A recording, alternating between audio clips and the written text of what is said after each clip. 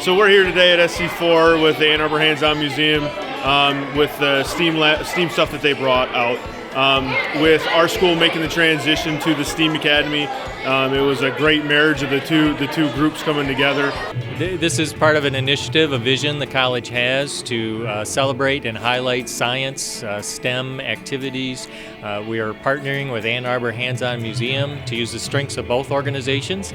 We have the strength of content and professors that are experts in the field of science, and Ann Arbor is an expert on exhibits and design and activities, and so our goal is to have interactive exploration, discovery, inspiration for students, learners of all ages to come to the college and experience science. And just the amazing opportunity to learn in a way that maybe our students haven't had before and interact with so many phenomena they may have never seen was an opportunity that we couldn't pass up.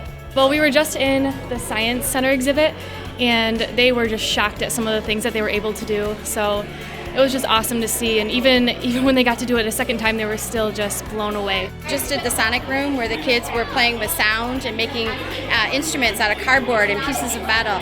Now they're experiencing fossils and live animals. It's wonderful to watch the kids freak out over tarantulas and bats and lizards.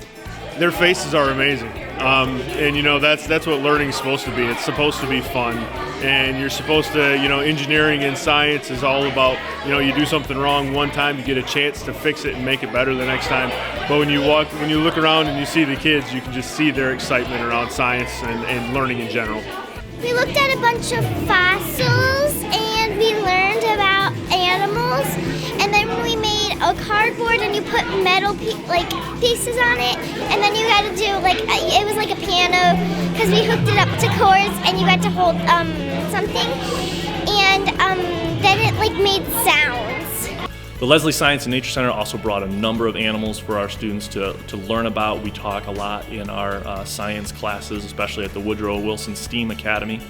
How structure and function are related, and so we can take a look at these animals and see how the structure of their various body parts or appendages and limbs really help them do what they need to do and fulfill the niche they have in the environment. Right now my students are in the bird exhibit and they actually get a chance to look at a live owl.